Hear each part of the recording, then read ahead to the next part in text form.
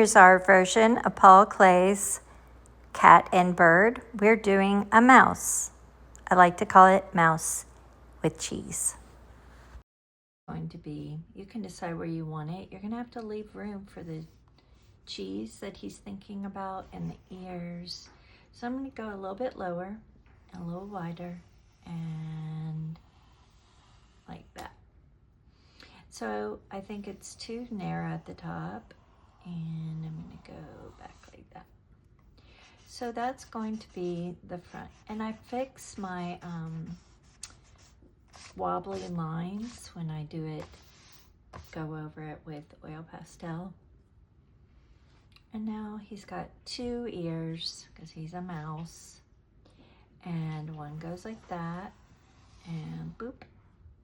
And then the other one goes like that, curve around, and boop. I'm going to make an oval up here. So I'm going to do a curve, and then I'm going to do the other curve. And then I have my general area where I'm going to my thought bubble, and I need the bubbles. 1 larger one, 1 medium one, and 1 small one. And now I need the cheese. So the cheese is going to be an angular line. So be a diagonal, kind of going from the top and sliding down to this area. Now I've got another one. Actually, let's do a curve. Got a curve line like that. And then we're going to draw this line from here to there. That's the top. Then we have an area straight down, and then a line. So there's my cheese, but we need the holes. 1.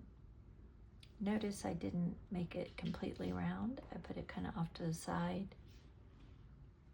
Here's another one. Maybe a smaller one. And one more, maybe just put it maybe here.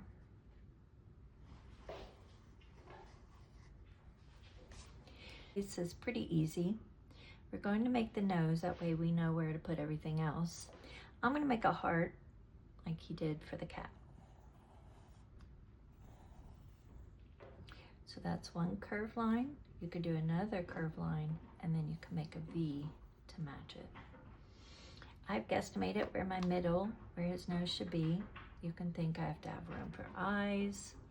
How far should I have? And then he's got a little line here and here for the mouth. Kind of like that. You can sketch it out. That means it's not a definite line. That way you can move it. And we have another slight angle coming out this direction. Something like that, not too wide. We've got to give room for the eyes. One eye is going to be a little bigger, and that will be over here. It's a frowny face. And then make your eye a little bit bigger than you think. Then this one's going to be a little bit smaller, curved, frowny, and a straight line. So I'm going to make this one a little bit bigger and across. So it's going to look a little wonky. They're not the same. And his eyeballs are going to be, or the pupil is going to be big, but not too big.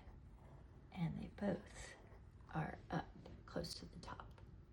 But for this part of drawing, do you have 2 ears? Do you have 2 eyes? Do you have 2 pupils? Do you have a nose shaped like a heart? Do you have these 2 little lines for the mouth? Do you have some circles on your cheese? Okay, so now we're going to have some wobbly lines. This will show us where to put color. Here's a line underneath this eye. a line that kind of frames his face, and I'm going at a diagonal. It really doesn't matter where you put it. Then I've got a line going this way and up. It doesn't have to be a really sharp straight line. Then we're going to go up here for the ear.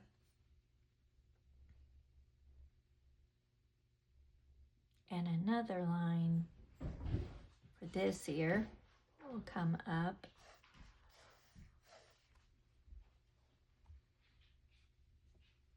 And then we'll just take this line over. Wherever you put your lines is okay. You'll make yours unique. Just making little lines going horizontally, which is side to side, and then vertically up. I don't want too many because I'm going to be coloring these in unique. I'm going to add a little bit of blue on this ear. And I'm going to trace this part that's going to be blue.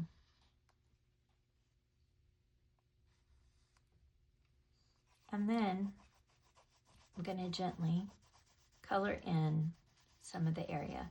Why am I not coloring it so completely? Because I want to put color on top. If you put too much color, eventually it won't stick. It'll be saturated. So I can go around blending in gray and blue. Even at this point, I'm still going to leave some for more.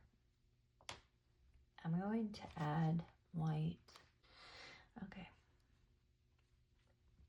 And I'm going to swirl white on top. I want it to be fairly light. Use probably just my ordinary yellow.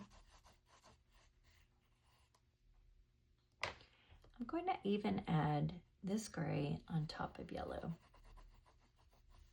It's muting it so it's not so bright, and then I can add white if I want. And you can rub it in with your finger if you want. You can use paper towel. So we have one ear done. Now this ear is going to be brown on this part right here. See how it's a shape? It's going like that.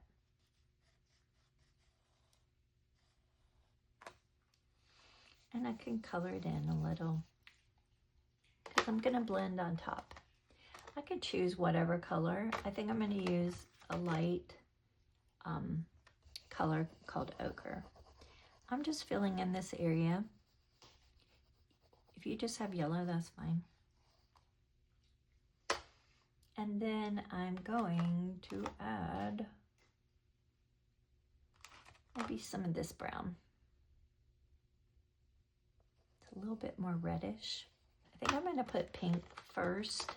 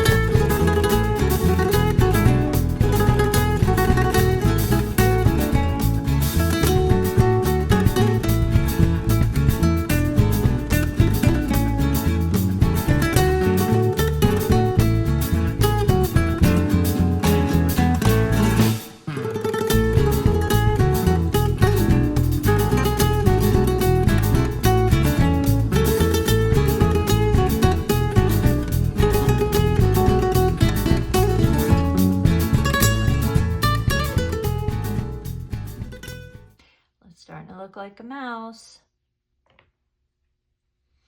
Now we're going to have more of a cheese color. I have this yellowish orange.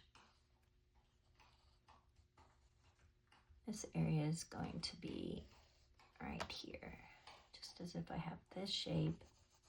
I'm going to put it in lightly. And I'm going to use this clay color.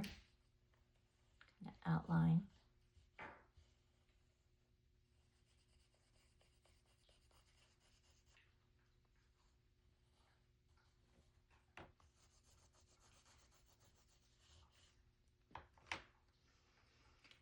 Then I'm going to put ochre on top, blending the two together.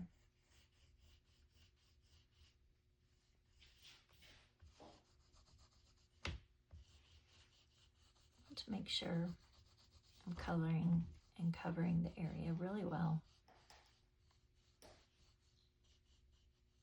with my oil pastel.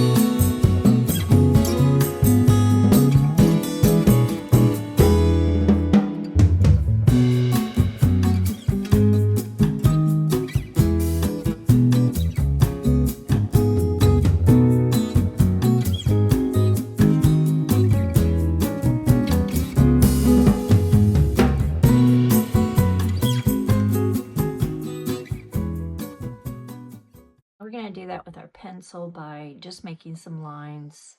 I have a line here, horizontal. Just think about where you want your blocks. So here's a block I will color in. I'll color in that. I'll color in that. I'll color in this area. So I'm just kind of making it different areas I can color in. So this would be an area, and this would be a thinner area here.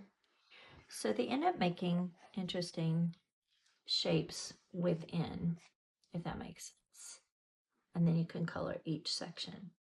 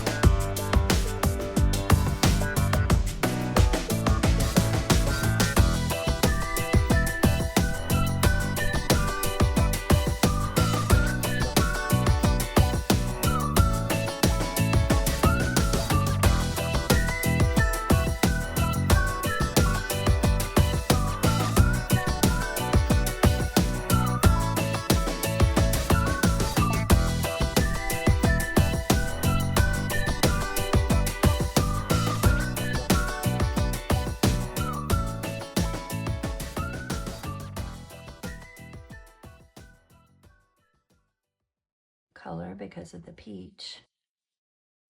And this is gray-green.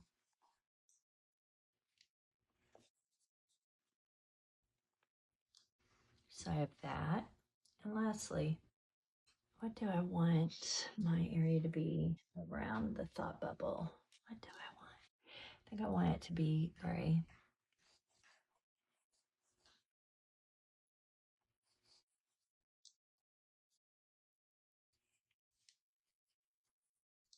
Gray. And now I'm going to add, what am I add around it? I want it to show up. I think I'm going to add something cooler. We're going to add some violet to blend. I'm going to go back over with my gray.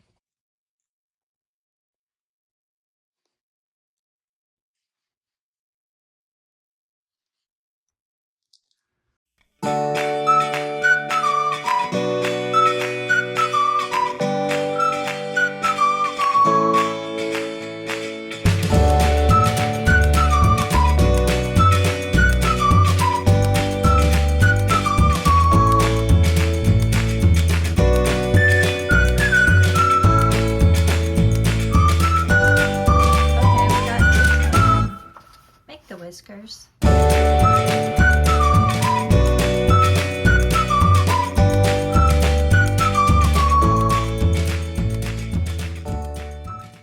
Before you go, why don't you give that like button a fresh coat of paint and doodle right on top of that subscribe button. Thank you.